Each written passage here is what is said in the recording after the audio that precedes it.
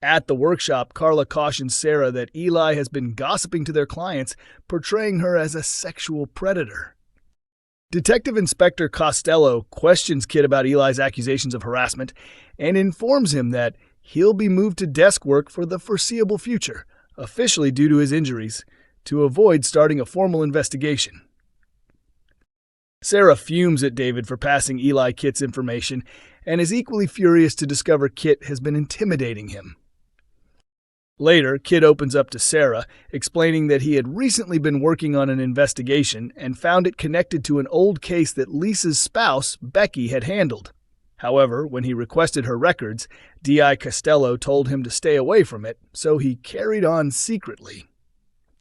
Elsewhere, Debbie urges Tracy to give things another shot with Carl and offers to pay for the drinks. But what will Aadi's reaction be? Carl runs into Aadi in the alley and remarks that since she's still sleeping with Kevin, he's free to sleep with Tracy if he chooses. At number 13, Aadi grudgingly begins packing for their trip to Mallorca, but admits to Kevin that her passport is missing. When Kevin suggests scrapping the getaway, Aadi refuses and insists he should go without her, assuring him she'll join later once she's sorted a replacement passport. At the hotel, Carl confesses to Tracy that his heart belongs to someone else, and when she guesses it's Aadi, Carl is taken aback. Can he throw her off the trail? Carl steps into the garage to catch Brody in the act of trying to steal a pricey vehicle. He warns Brody that he'll land himself back in the STC, but adds that if he wants to learn a smarter way to pinch cars, he should come find him after he returns from Wales. In another part of town, Ollie and Dee-Dee acknowledge that they have feelings for each other, but agree it would be wrong to start anything with a client. However, when Ollie moves in for a kiss, Dee-Dee throws the rulebook aside and kisses him back.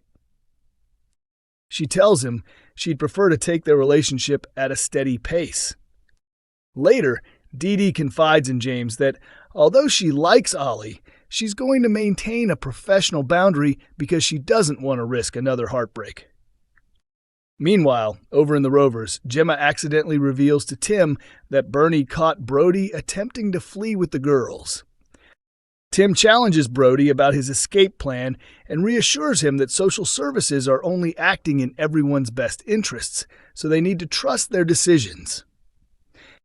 Coronation Street confirms second ring drama for Lisa in ITVX release, for a very special reason. This piece contains details from tonight's Coronation Street, which hasn't yet aired on television but is already streaming on ITVX. In this evening's episode, Lisa Swain unintentionally left Carla Connor feeling rattled without even realizing it. Earlier in the week, Carla decided she was going to pop the question to her girlfriend, a move that thrilled Ryan Connor. Now, however, she faces the tricky task of keeping her engagement plans under wraps. No small challenge when your other half works as a detective. Her choice comes after a turbulent few months in their romance. Carla and Lisa officially became a couple in November last year, and despite weathering more challenges than most relationships endure in a lifetime, their bond remains strong. Just weeks after getting together, they moved in with one another, and a few months later, Lisa was the one who asked Carla to marry her. Carla realized that Lisa's previous proposal had been a spur-of-the-moment comment brought on by the death of Craig Tinker. Like Lisa's late wife Becky, Craig had lost his life in the line of duty, an event that stirred deep emotions for the detective. Because of this, Carla declined at the time, making it clear she'd say yes one day when the timing felt right. That moment appears to have arrived, as in tonight's episode, Carla was shown eagerly waiting for Lisa's engagement ring to be delivered.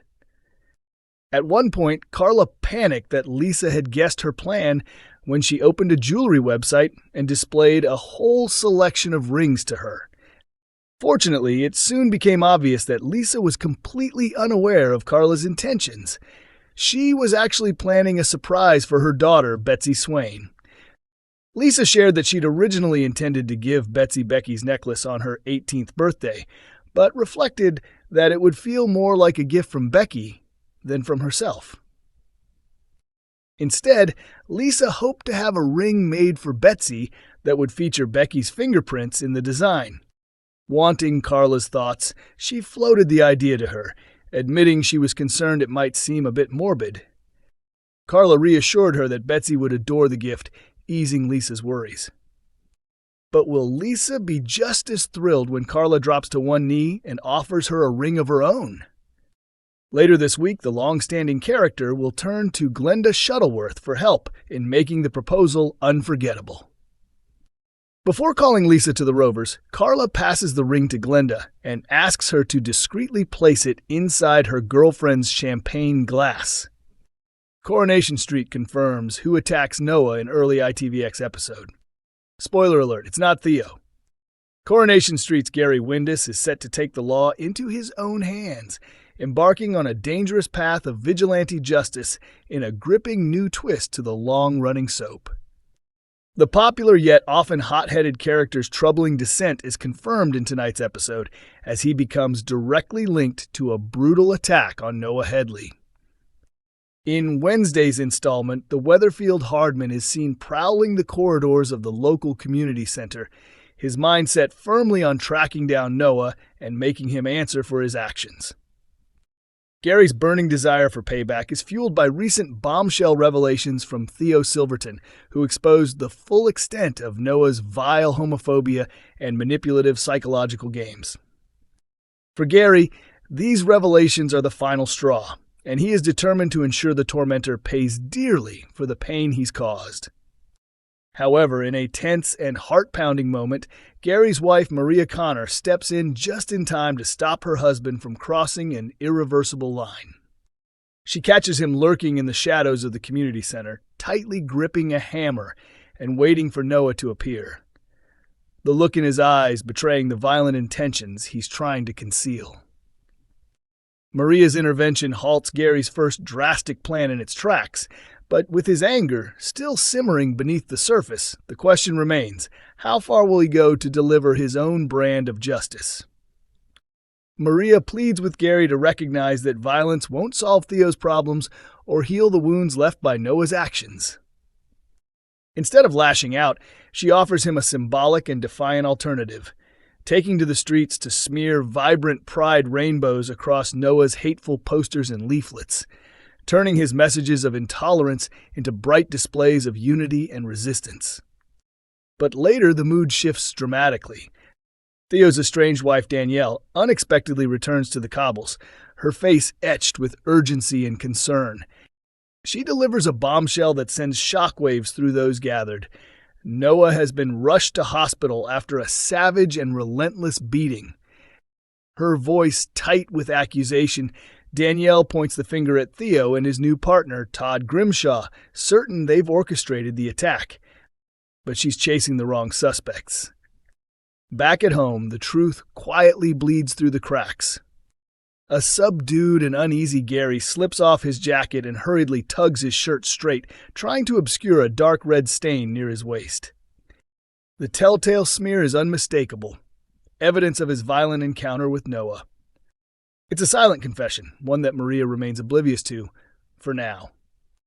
This shocking turn of events feels like the inevitable result of a slow-burning transformation.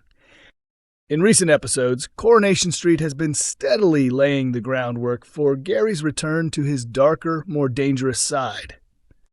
Between moments of brooding reflection, he has openly voiced his frustration at allowing others to walk all over him. The ghosts of the past loom large, his stepson Liam's recent bullying nightmare, the bitter run-ins with Lou and Mick Michaelis, each memory adding fuel to the fire in his chest. The question is no longer why Gary snapped, but whether he can ever come back from this. After everything that's unfolded in recent months, has the ex-soldier crossed a line he can't step back from?